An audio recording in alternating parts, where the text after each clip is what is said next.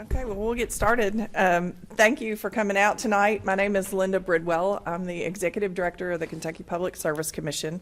So we thank you all for coming out to the public meeting tonight. This is for the public meeting for Weirs Creek Solar, held by the Kentucky Electric Generation and Transmission Siting Board, which we refer to as the Siting Board. So let me make sure I can. Okay, hang on, I may not have it turned on. There we go. I know the print is a little small, so I'll try to help explain what's on the slide just a little bit. I will do a presentation just to give you a little bit of an overview of what the process is, both for tonight and for the case. The purpose of the meeting, the introduction to the Public Service Commission and the Siting Board, the process for the application approval, the conditions of approval for solar projects, and then we'll have a short Q&A from that you all can, if you have any questions about the process. And then after that, we'll go into a public comments that's led by the Public Service Commission Chair. So just to jump on into the purpose of tonight's meeting, this is the local public comment hearing on the proposed project. So the members of the public are invited to comment on the project and their thoughts on the project. I want to make it clear, and sometimes we've had a little frustration, and I truly apologize if you came tonight, but we are here to listen to your comments. We will record the proceeding and make the video available on our website. So if you have someone that was unable to be here tonight, but they want to hear what comments are being made, you'll be able to watch the video on our website. What I want to make sure that I emphasize, though, is that the representatives of the project developer will not give a presentation tonight or answer questions during the meeting. That was not the purpose of the meeting. It was simply to take comments from the public. The other thing is, just because this is a quasi-judicial, it's a legal case, the commission nor the staff will be able to answer questions about the project tonight. So if you came hoping to have your questions answered, I'm afraid that's probably not going to happen, but we will try and make sure that we give you the information that you need to go find the answers. So at this point, all sides are in the middle of the application process and a formal legal case to get that approval. So again, the purpose of tonight's meeting, the applicant has already they notified the adjacent landowners. They've had, from what I understand, 2 public meetings. And so we are only here to listen to you as the members of the public tonight. So just to introduce you, first of all, to the Public Service Commission. The commission is 3 commissioners. They're appointed by the governor. They have judicial duties as part of their job. They are confirmed by the Senate. The Public Service Commission itself employs about 75, 80 people. We regulate more than 1,100 utilities across the state of Kentucky.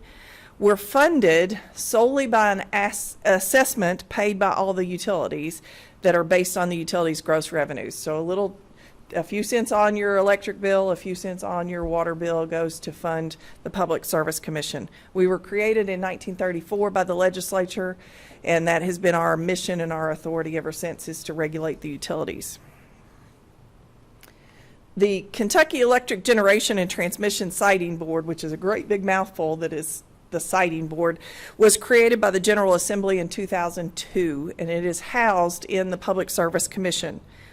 The whole purpose of that Siting Board is to review applications for construction of electric generating facilities from entities that are not regulated by the PSC.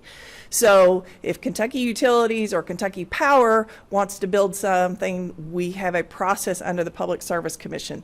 The Siting Board is just to make sure that entities that are not regulated by us have to still file an application and go through a process to get approval for that siting.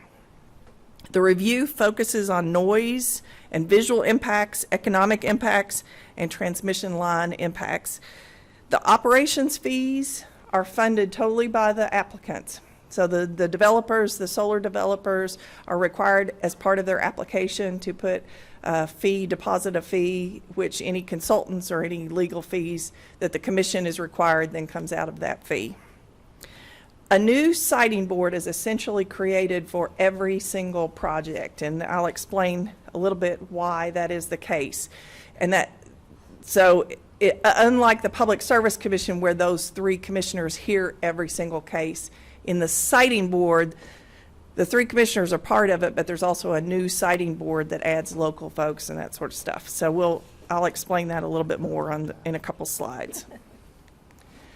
So first of all, the key terms, a megawatt. We'll talk a little bit about megawatts if you haven't heard about it tonight, before tonight. So how much, that tells us how much electricity can be produced by a facility.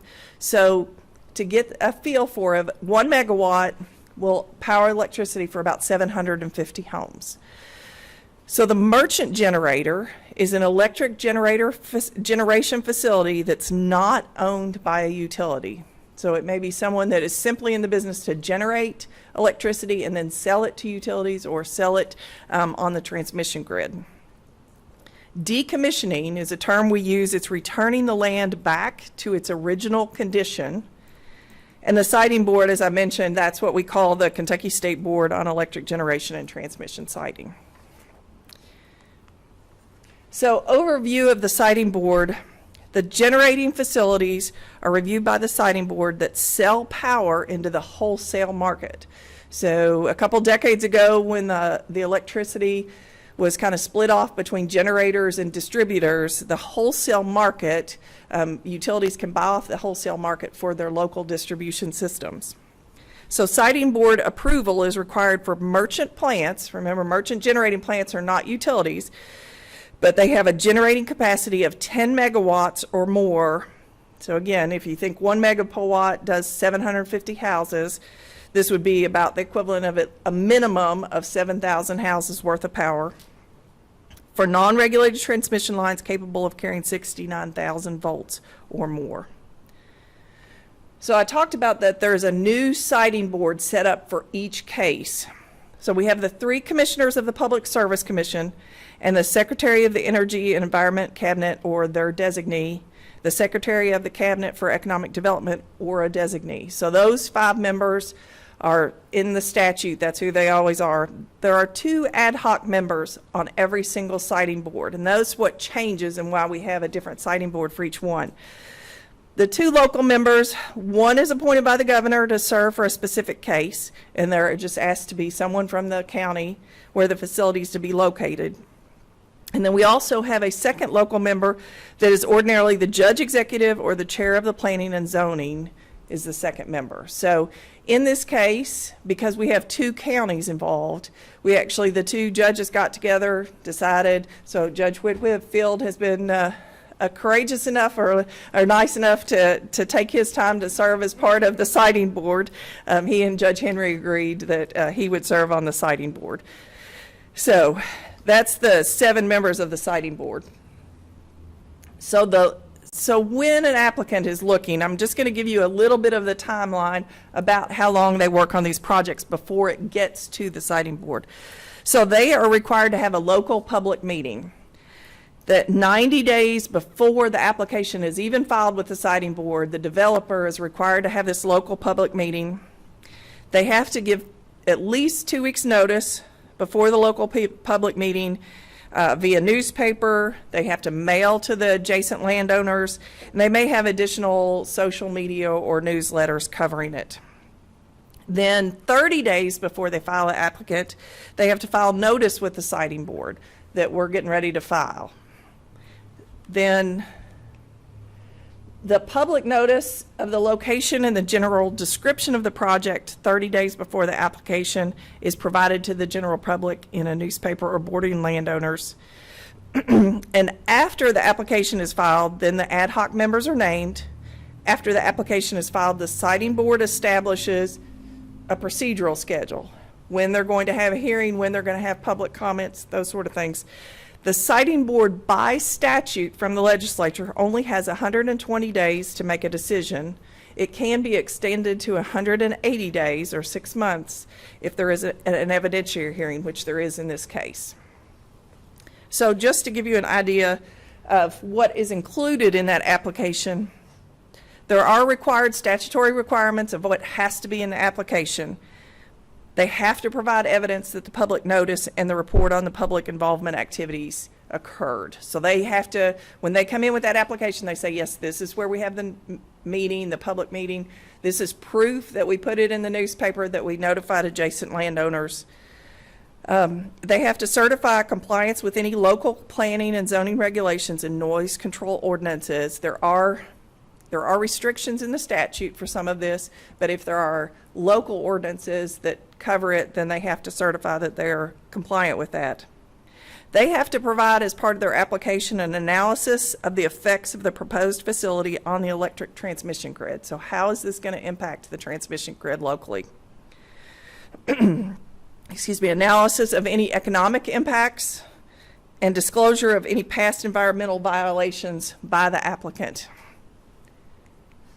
Then the site assessment report. They have to have a very specific site assessment report included up front in their application that says what the surrounding land uses are, whether they're residential, commercial, agricultural, or recreational, the legal boundaries of the project, proposed access control to the site, location of the facility, any buildings on the site, transmission lines, any other structures, the location and use of access ways, internal roads, and railroads, existing or proposed utilities to the site, compliance with applicable setback, or how far that they have to be away from neighboring property owners' structures, and then evaluation of the noise levels that are expected both during construction and during operation.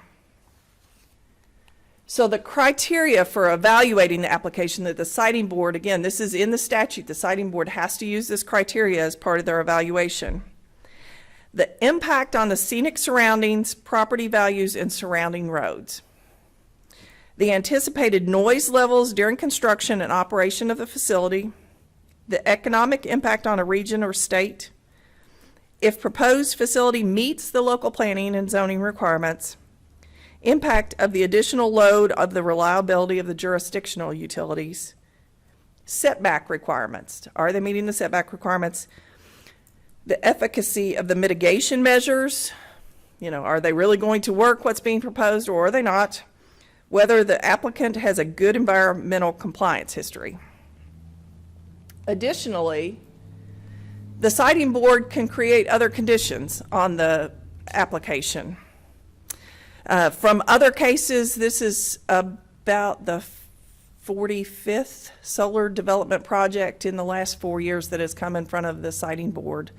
Some of the conditions that have been placed on the developers as these projects have been approved is to require planting of native species to shield the project and preserve the scenic surroundings.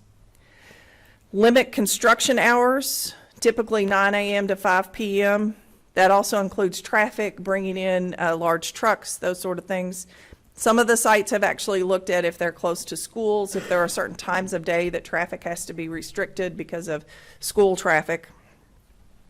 The applicant would be required to repair damage to the roads or bridges coordinated with the counties. Specific decommissioning plans. They have to have plans in place from the beginning that requires the land restoration and how they're going to tackle it.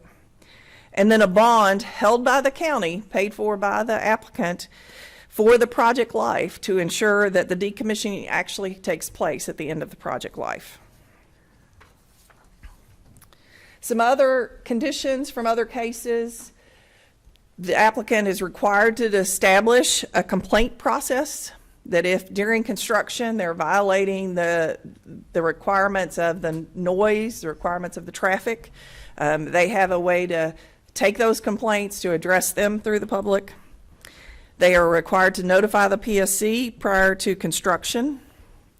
And then once operation of the facility begins, there's the past legislative session created a process through the Energy and Environment Cabinet that these facilities are required to be licensed and have a permit that every year, once they go forward on operations, that they're maintaining the bonds for decommissioning, they're meeting the requirements to meet runoff, soil erosion, all those sort of things that are required as part of their permit. So once they go into operation, the Energy and Environment Cabinet has established a permit process, that the inspection process that they come out at least once a year to review. So things that the Siting Board does not review, and they are not allowed to review under the statute, is the highest or best use of the land in question, alternative locations for the project. So when you're thinking through how this process works and what's being reviewed, those are things that the Siting Board is not reviewing as part of the process. So just to give you a brief overview of the Weirs Creek proposal, so this is case number 2024-00099. And if you don't, as I get through my slides, we'll leave the last slide up that has the case number and the contact information. But the case number is important if you want to provide later comment or if you want to look for information on our website. But just to give you an overview, their notice of intent was filed with the Siting Board on April 11th, 2024. The application and the site assessment report was filed on June 6th. So as I said, it had to be 30 days. They gave us the notice of intent, at least 30 days. In this case, it was a little over that time period, about 7 weeks. This is a proposed 150 megawatt solar facility. The proposed site is approximately 2,200 acres, sited in Webster and Hopkins counties. The applicant notified adjacent landowners on May 17th, 2024. In addition to the applicant conducted public meetings on February 13th and 14th, 2024. So the next step of the process, as we talked about the timeline, the next step in the process is a formal hearing that they will be required to come under oath. The developer will be required to come under oath, testify about what they've submitted, their application, and the project going forward. The hearing will be held at 9 a.m. October 15th at the Public Service Commission in Frankfort. So the thing that the items that I think you might find important are that oral public comments can be offered prior at the beginning of the hearing, and there are instructions on the PSC website prior to the hearing. So you do not have to come to Frankfurt to make those public comments. We have a way that if you are interested on the day of the hearing of making public comments and participating, we can provide virtual participation with that, but you do have to give us 24 hours notice, and we send you a secure link so that we have that information. There are other ways in addition to tonight. So if you're sitting there tonight and you said, well, I was expecting to get questions answered, I need more information before I can make my public comments. I want to assure you that there are more opportunities to make public comments. So you can make them in writing. You can send an email to the Public Service Commission at this address, psc.comment@ky.gov. You do need to put your full name and your address in the body of the email somewhere. We do, if you don't want that public, we can redact that so that it's not displayed, because it all becomes part of the commission record. You can also send a regular mail, snail mail, P.O. Box 615 211 Sauer Boulevard, Frankfort, Kentucky. Those are opportunities you can do at any point during the case, either before tonight if you haven't, or after tonight. If you're sitting there and you say, yeah, I want to think about this, or if you say something tonight and then you want to add something to your comments at a later date, you can add those. It all becomes part of the case record. And I assure you the commissioners read all of that information. So again, next steps. So all documents, all public record of the case is available online on our website. So if you are interested in looking at any of the application they filed, any of the testimony, any of the questions that have been filed, the Public Service Commission and the Siting Board hire a consultant to review what's been filed and make their assessment, whether it meets the statutes, whether it's appropriate. So all of that is available, and I can explain afterwards if you don't have that information, but you can go to our website, you search by case number, it'll pull up the entire record of the case, you can click on it and read through it. The decision, because as I mentioned, the statutory decision is required even with the hearing within 180 days. So the decision is required in this case by December 3rd, 2024. So up to the hearing next week and really even in through the end of October, probably into the mid part of November, if you wish to make a public comment, it will still be filed as part of the record and be considered as part of the case.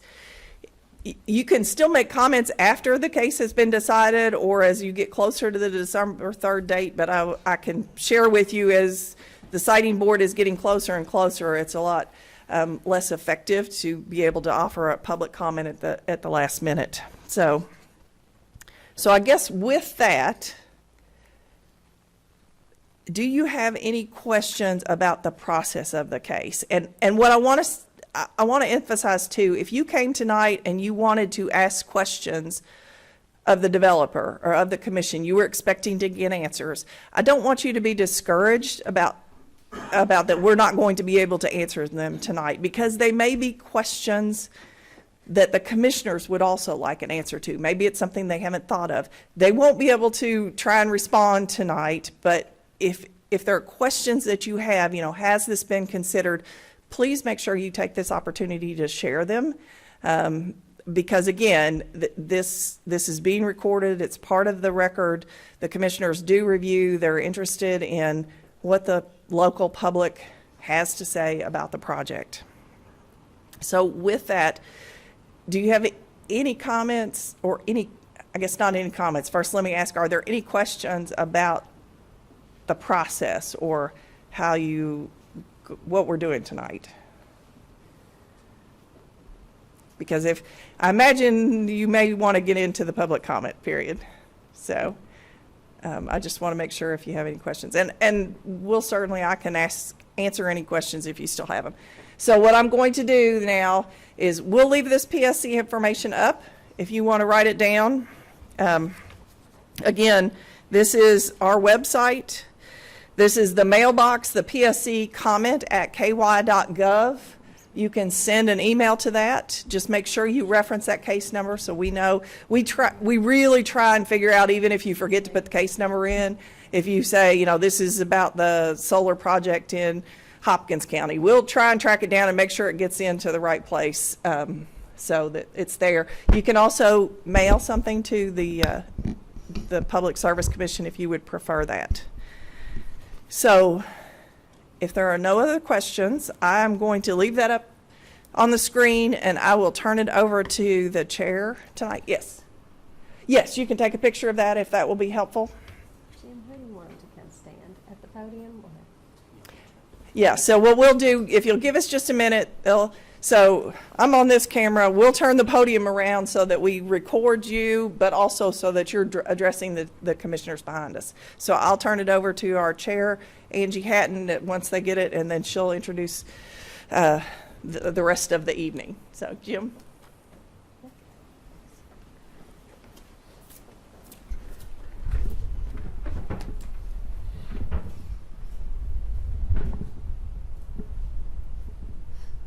All right. Thanks, Jim. Can you guys hear me okay? My name is Angie Hatton, and I'm chair of the Kentucky Public Service Commission, and that means I'm also chair of the Siting Board in cases like this. So thank you all for coming tonight. It's good to see you. Thank you for caring enough to come out and provide public comment tonight. This meeting is being recorded for the benefit of the public and to be placed into the record in this case. And in this case also to allow our other commissioner who couldn't make it tonight, Mary Pat Regan, and the other, we have one local member here, but in case any of the commissioners can't make it, I am joined tonight by Commissioner John Will Stacy, who's to my right. We are here today to receive comments on the Weirs Creek Solar Proposal, which is case number 2024-00099. And we're just to reiterate the point that our executive director made during the overview, the role and obligation of the siting board is to review applications and grant certificates, if approved, for the construction of electric generating facilities, anything greater than 10 megawatts. We have to, application has to be made to the siting board, and then we have to approve those in order for them to be built. We understand that in any case like this, sometimes there are strong opinions and strong emotions. We just ask that you be respectful, and I bet we're not going to have any problem. I'm sure that everyone here will give respect to the other speakers, even when their opinion's different from you. And let's see, the siting board is just here to listen. We're the judges in cases like this. That means we don't have an opinion until we've heard all the evidence. So we have evidence that's already in the record in the form of documentation. What you give here tonight will be evidence in the record, and then we'll hear the rest of the evidence at the hearing next week. So judges don't have an opinion until we hear all the evidence. So you won't be hearing our opinions tonight. We don't represent the applicant. We are just here to listen to you. So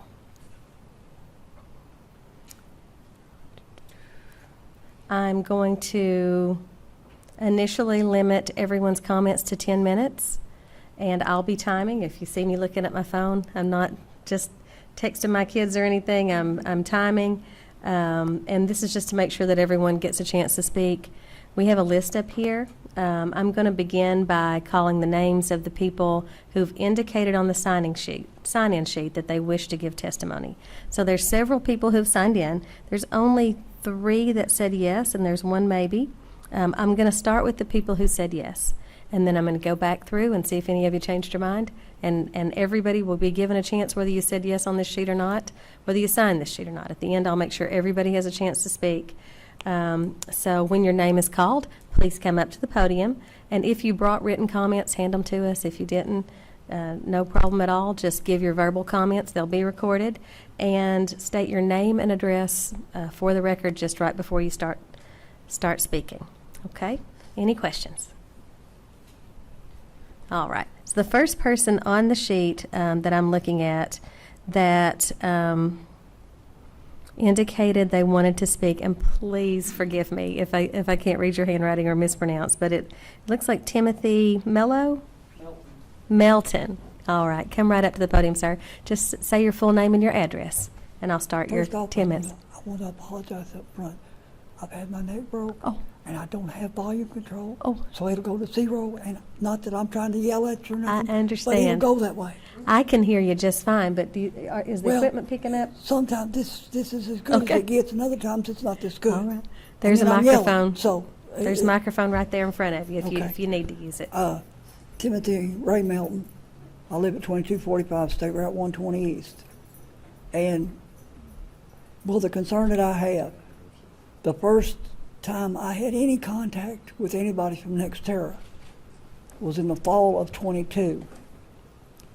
And I ran upon a lady sitting on the side of the road by my son's house on a county road in the middle of the morning on her phone. And I stopped and asked her, I said, well, are you broke down? You need something or what? She said, no, I have an appointment at 1 o'clock to meet with a landowner about talking about leasing for a solar project. And I asked her, I said, well, who are you here to talk to? And she told me, she said, well, I have a 1 o'clock appointment with Tim Melton. I said, really? I said, I've never met you before. I've never even talked to you. She said, well, you're the only one that hasn't signed on. Said the people at the church had already signed on. We're supposed to sign a contract today to saying that they're going to allow them to put a pole up in the property. And they said they talked to one of my other neighbors saying that they had right of way to run across his line farm with the poles. And I told her that I wasn't interested. I didn't want solar panels on my farm. I didn't want no part of it. In the spring of 23, one Saturday morning, I think it was, they had a survey crew that walked across the roads in between my son's house and his garage, outbuilding, with my grandchildren playing in the backyard, carrying survey equipment. a 9-year-old and a 5-year-old see two strange men walking through their yard carrying equipment. They were scared to death. And they had repeatedly lied to me over this, and I told them, I said, I didn't want any part in it. But they had a survey crew out there, and I had to tell them 3 times that they were on the wrong piece of property. And they said, oh, no, we're supposed to be here. We've got a map here showing we're supposed to be here. After the 3rd time, I called the sheriff because they kept doing what they were going to do. And I told them I didn't want them on the farm, and I wasn't going to have solar panels. But he kept arguing with me, telling me that, oh, no, NextEra said we had the right to be here. And it's just been, after I talked to everybody, I said, they said, well, they told me that I was the only one that hadn't signed on. And come find out, nobody had signed on. But they, first he wanted to say, well, I had an appointment and I had never even talked to the lady. So, I mean, their honesty is just not there as far as I'm concerned. But before the project's at, it is a migration route. She told me when they were doing it, they would put up a fence to keep the animals out to them get hurt or do damage to the solar panels. And said to be planting trees, and I said, well, how high a fence you going to put? She said, well, it'd be enough to keep the deer out so they wouldn't jump over it. I said, well, that'll be a nice eyesore. And I said, but that'll change the migration routes of all the animals around, and that'll put them in more danger, put them in the roadways, and I feel like I've been lied to every time they've talked to me. I know 2 or 3 times for sure. The first 3 times, absolutely. Because she had no appointment, had never met or never talked to me. But she told me she had an appointment to talk to me at 1 o'clock. I just, their honesty is not there. And, they can say whatever they're going to, but my opinion, they've done prove that they lied at every chance they had an opportunity to do. What's going to make them, they can sign they're going to do this. But they've done prove to me that they've lied continuously.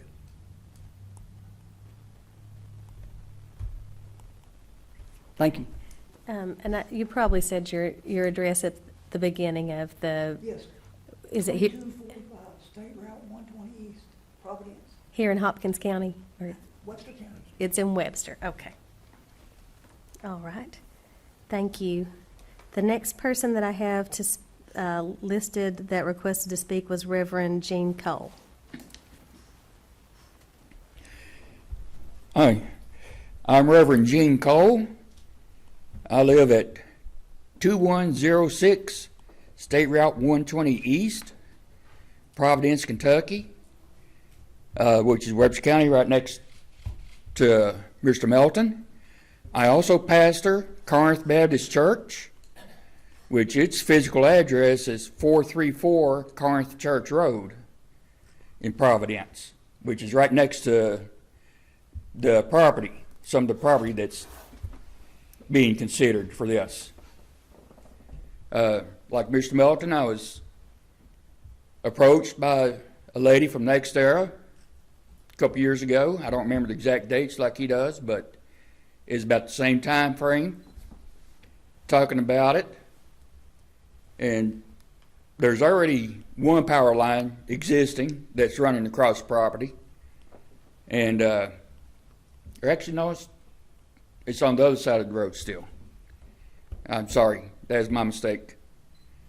But talking about right away leasing the ground, but I had never signed any contracts with anybody. Church had never been contacted.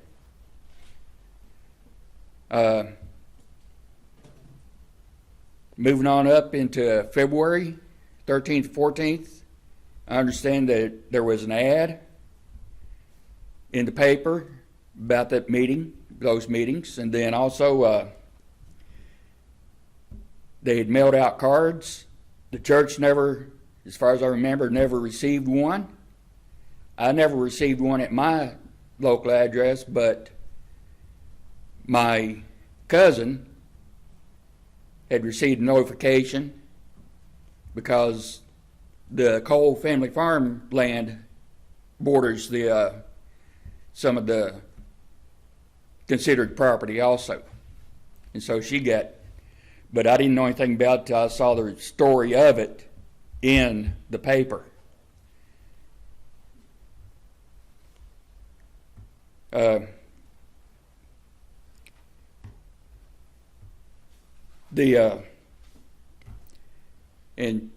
continuing the theme of not being too honest, in the papers, I know the law says just has to be notified and everything, but a 2-column inch notification about this meeting and the one in Frankfurt, it gets lost.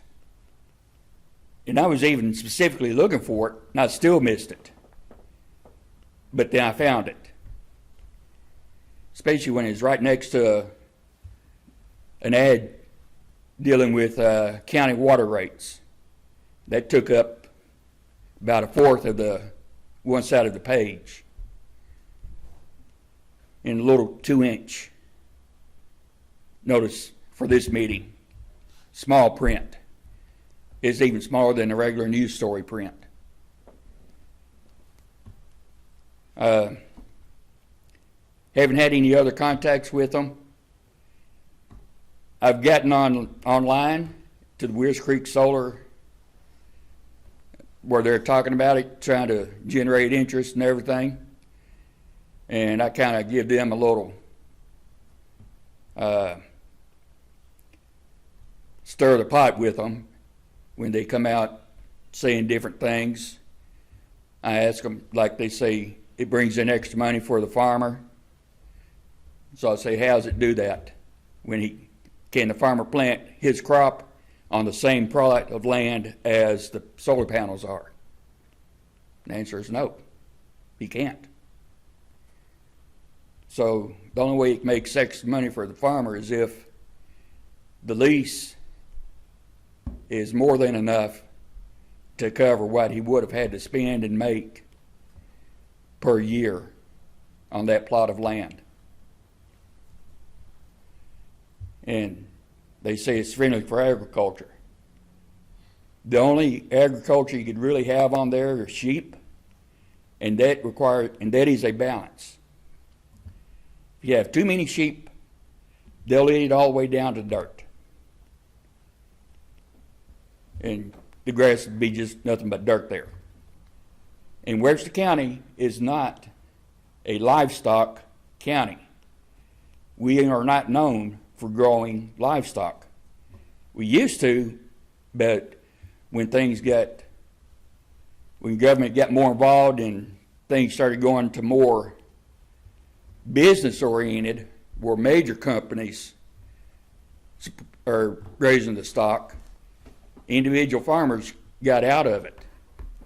And so in order for a farmer to be able to use the land for solar as well as grazing sheep, he would have to invest in infrastructure for his land, for barns to house the sheep, and everything that goes along with that, to feed them, house them, keep them clean.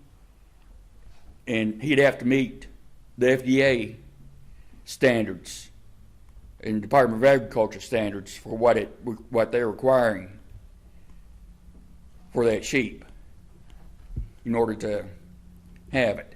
And that gets into money again. And then the road, Corinth Church Road, is a very small road.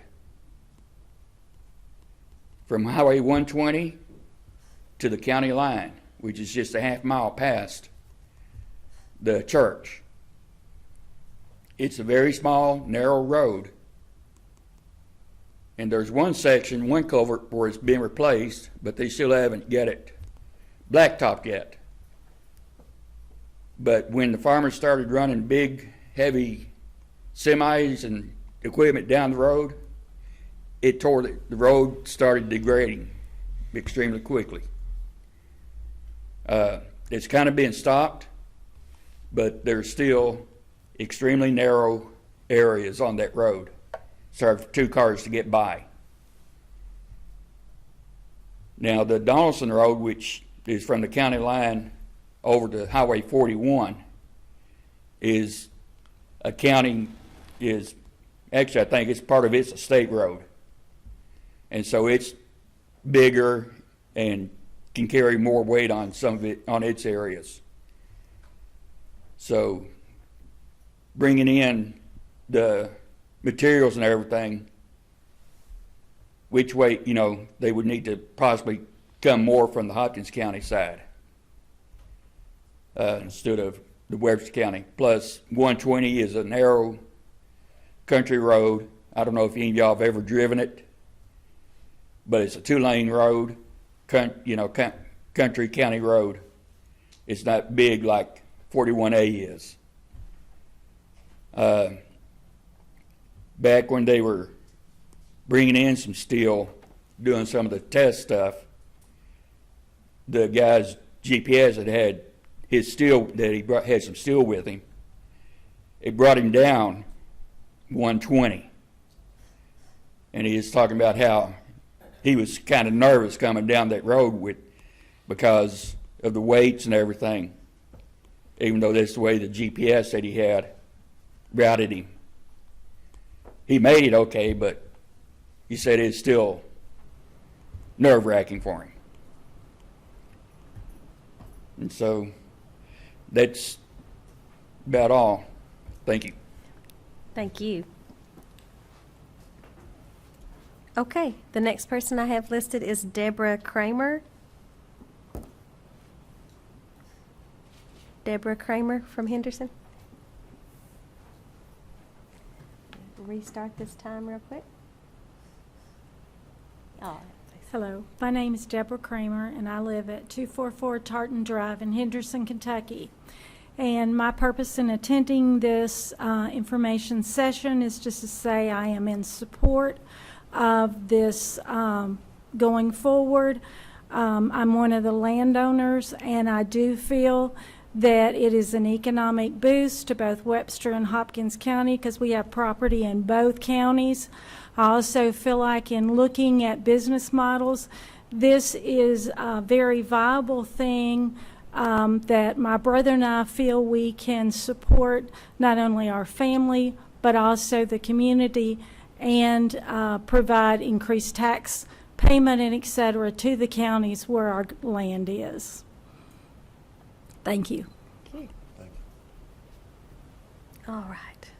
So someone else had listed maybe, but I'll start at the top and just sort of go through everyone who had listed. John Williams or Wilmer. Mike Sharon.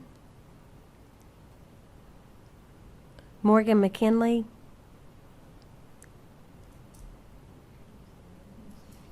There's a Jack White or okay. Martha Wooten. Yeah. Okay, that's fine. Okay, I'll wait till. Okay. My reputation precedes. You might be a member of my family. Let's see. Dana Key. I wouldn't need to speak. I'm her daughter, and I will as well. You will hear from me. Quick question. Will you all on the siting board physically come to the location and see? Our staff has, and we hired experts to go look. So. Experts that look. But you all that make the decision will not physically drive down that road or come to my house. Well, there's 2 local members. So one of them's your judge. Yeah, he knows where I live. Yeah, and sometimes we have, yeah. Let's see, Brittany Hayes Koenig or Koenig, I know you. Let's see, and Gary Payton. Okay, Nancy Starr. Okay, all right. Looks like you're up, ma'am. Either of you that wants to go. I'm at the end of my list, so. Either of you. Were you going to wait until the public Oh, I thought you meant at the end of tonight. So, okay, so on the 15th. Okay. All right. Does anybody else want an opportunity to speak while we're here?